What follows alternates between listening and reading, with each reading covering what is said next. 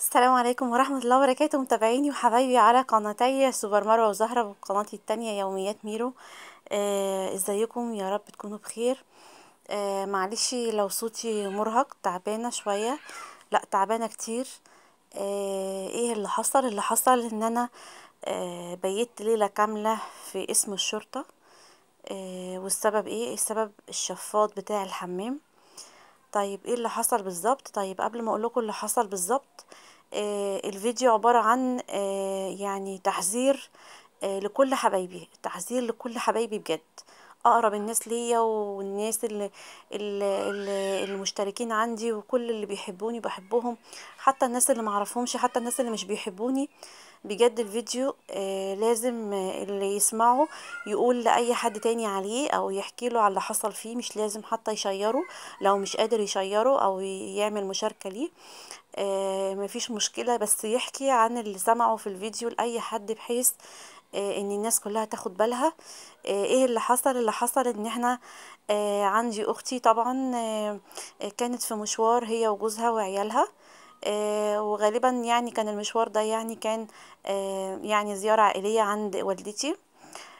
وبعد كده هي روحت كالعادة، طلعت سبقت جوزها بالبيبي الصغير اللي على ايديها.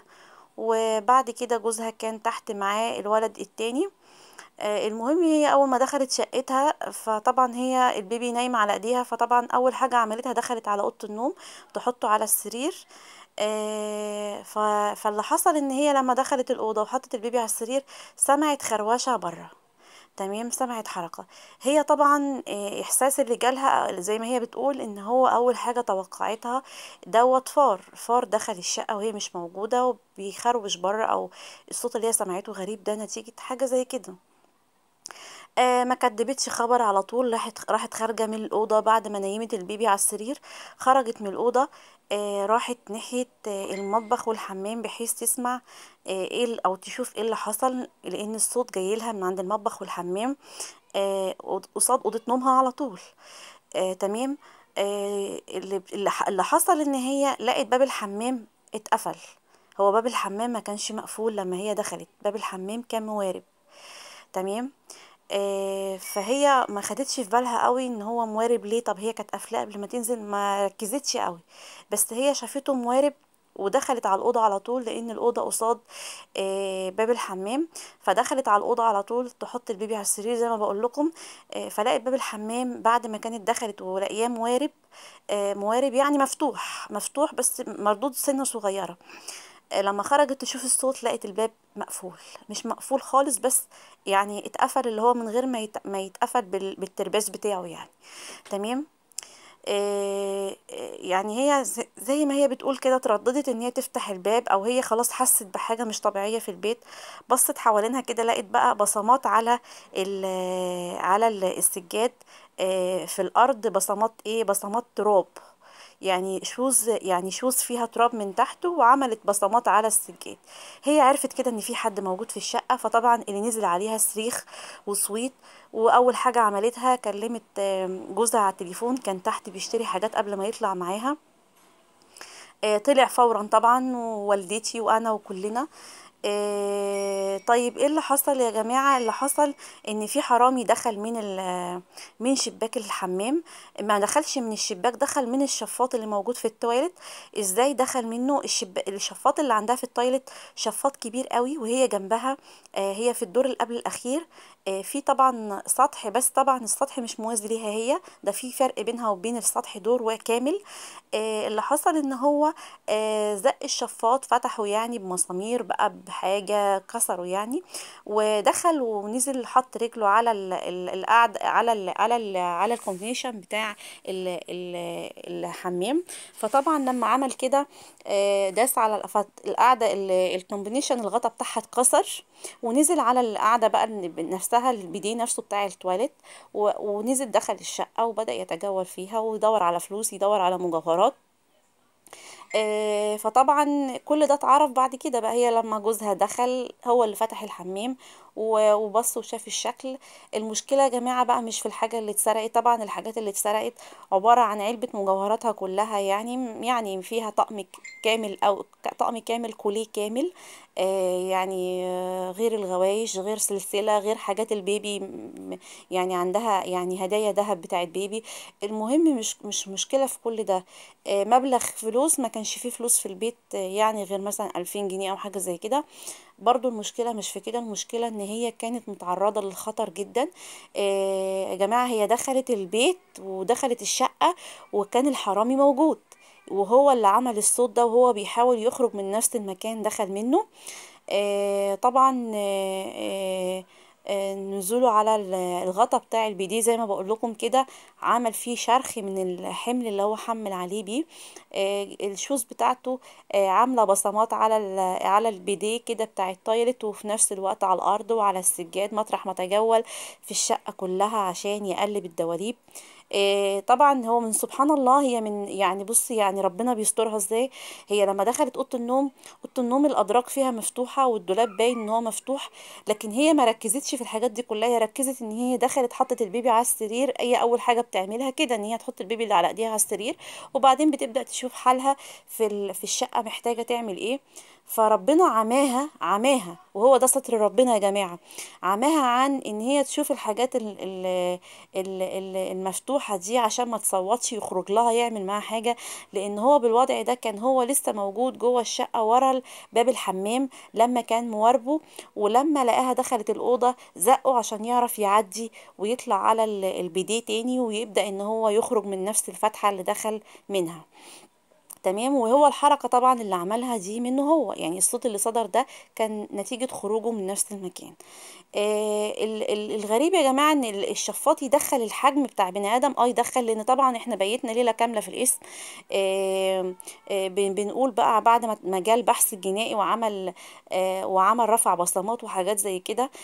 فطبعا رحنا القسم نكمل بقية الاجراءات. وهناك طبعا ان هم يعني ما شاء الله عليهم عرفوا ان هم يجيبوا ناس، يعني يجيبوا ناس هم معروفين بالموضوع ده في المنطقة، وبدأوا ان هم يجيبوهم وعرفوا يوصلوا للولد ده. الولد ده يا جماعة تقريبا 17 سنة، رفيع جدا لدرجة ان هو فعلا يدخل من شفاط، اللي هو يعني مش عارفة 30 في 30 او 25 في 25، انا مش متذكرة السايز بالظبط، بس هو الشفاط بتاع التويلت عندها كبير. دي حاجة. الحاجة التانية هي مش عاملة حديد على الشباك، مش عاملة حديد على شباك الحمام، يعني هو لو كان برضو يعني دخل من الشباك كان ممكن يكسر ويدخل. دي حاجة برضو صعبة قوي ان هي، بس هي عندها الشباك متين، يعني ألموتال متين ومقفول، فهو واضح ان هو استسهل دخوله من الشفاط، لان الشفاط عندها اصلا اوريدي كان مهزوز او مخلوع. وطبعا بجانب ان هو اللي ساعده ان هو جسمه نحيف، فقدر ان هو يدخل. المشكلة زي ما بقول لكم يا جماعة، الخطر اللي كان واقع عليها هي والبيبي.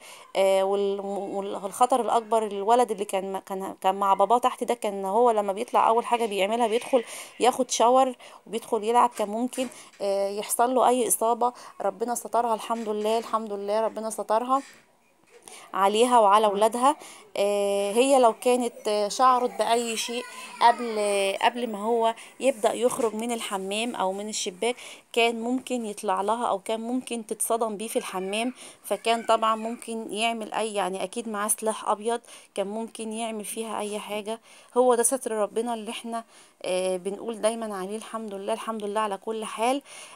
بقول لكم على اللي حصل بالظبط بالظبط عشان تخلي بالكم من ايه يا جماعه. الجماعه المشكله دلوقتي ان الخطر جاي لنا من كل ناحيه. احنا كنا زمان بنأمن الفرق اللي ما بين البلكونه والبلكونه، تمام. ما كناش عاطين خوانه ابدا لشبابيك المنور طالما في ناس فوقينا او ناس تحتينا او كده.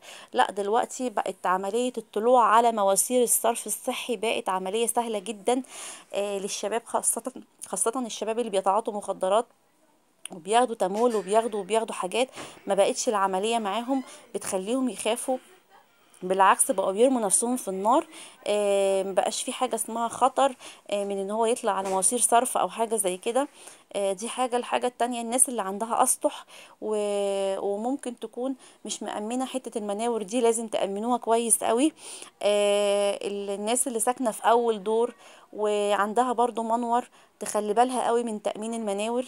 الناس اللي جنبها ناس مأجرة شقق مش عارفين هما مين، لازم تبقوا عارفين مين اللي مأجر جنبكم شقة إيجار بالمدة أو حاجة زي كده. لازم تبقوا عارفين مين اللي بيدخل ومين بيخرج وساكن جنبكم وحواليكم، عشان ممكن يجيلكوا الخطر من حاجة زي كده، من البلكونة اللي جنبكم أو من المناور أو خلافه. زي ما بقول لكم الحمد لله ربنا سترها.